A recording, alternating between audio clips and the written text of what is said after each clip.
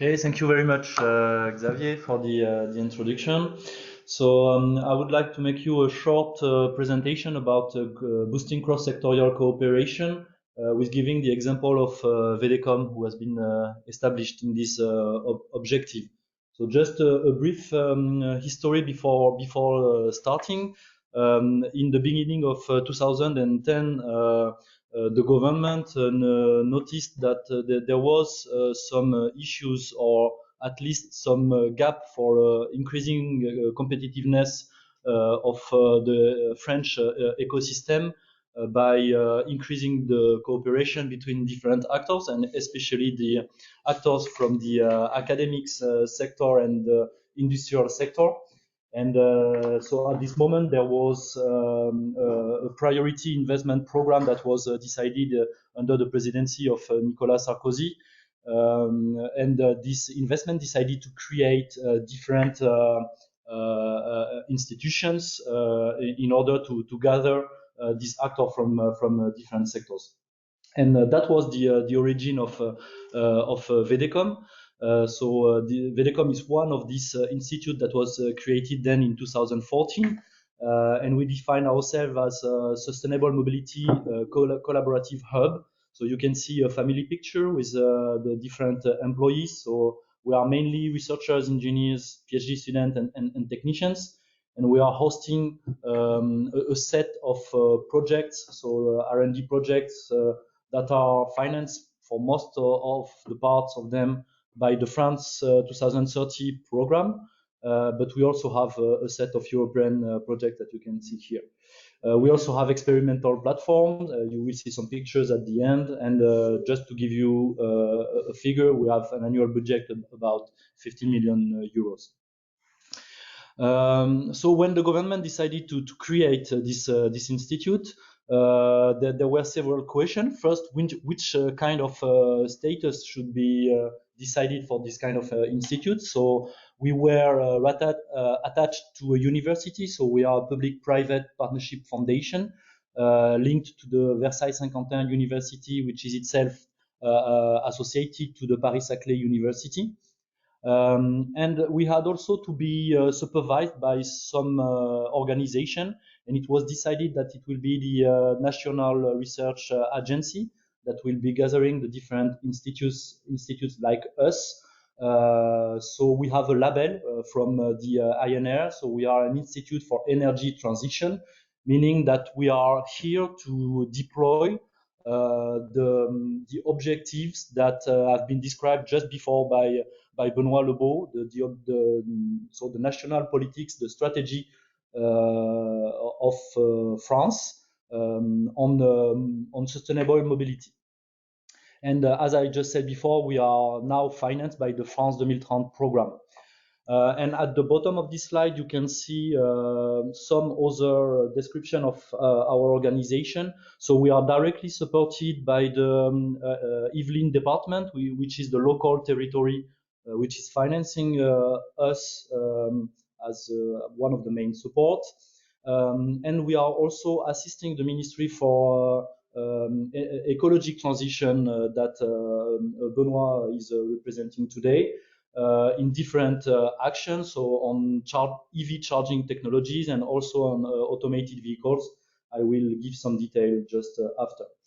And we are also coordinating the shared mobility roadmap for the agency on innovation on the transportation, which is an emanation from the Ministry of Ecologic Transition. Why do we need some institute like us to boost cross-sectorial innovation? You can see that on this representation, which is our ecosystem of members, that we have members from different sectors. So you can see the automotive sector on the top, more about mobility and transport planning sector on the right. We also have actors from the infrastructure and other energy companies. So you can see some example here with Vinci represented today by Pierre Delegue. and also the academic sector with one of our founding member, University Gustave Eiffel, who is here today with Nicolas Autier, and also other research bodies which are described here. The idea is that all of these sectors might have different objectives. Sometimes these objectives are in total opposition. So there is a need for a space of discussion in order to gather these different actors and to discuss about how to find a compromise, a trade-off on these different objectives in order to reach the objectives from the national strategy. We also need to work on different research domains because we have this cross-sectorial ecosystem. So you can see on this slide the three research domains we are developing every day. So one on electrification, one on automated and connected vehicle, and the last one on new and shared energy mobility solutions. And we have three different kind of offers to work on these topics. The main one is the one on the middle about R&D and innovation. That is the 24 project that I was speaking in the beginning. And we also have a training program. So we have a catalog about 20 training modules, but we are also making specific training programs on demand. And we also have a small share of B2B activities, but which is limited because of our partnership status. You can see on this slide that we have a lot of different R&D topics inside these three domains. This is necessary when we need to speak with the different actors of our ecosystem to have a good representation. So on the top, you can see that we have on our new mobility department, we have two different skill teams. So one which is on technico-economic analysis, where we have our life cycle analysis, but also cost benefits analysis. We also do some optimization and some development of business plans and business models. And we also have a team working on human factors. So this is more for evaluation of new mobility systems, evaluation about acceptability, about trust, and also about usage of these new mobility solutions.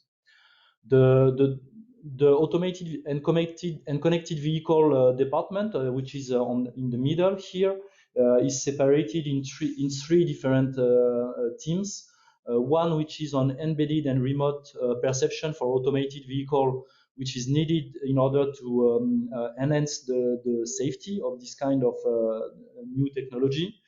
We also have a validation team, which is more working on the development of scenarios for automated vehicle based on data collection and data analysis. So we have made a 1 kilometer database on automated vehicle. 1 million kilometers. Thanks, Eric, because it's a bit more. And we have a vehicle and environment connectivity, which is working on providing secured and continuity in connectivity based on the different technologies. So we have 5G, millimeter 5G, but also different kind of Wi-Fi, Bluetooth, and also satellite connectivity. And on the bottom one, which is the electrification department, we are working on EV charging systems and technologies. So this is represented by different charging services like smart charging, plug and charge, but also V2G and V2X charging technologies, but also inductive charging that I will speak a bit more later on.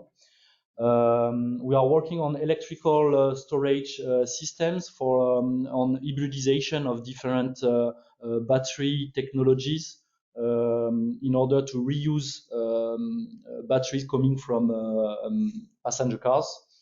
And we also have a new topic about energy efficiency, and I will also speak about that on the next slides.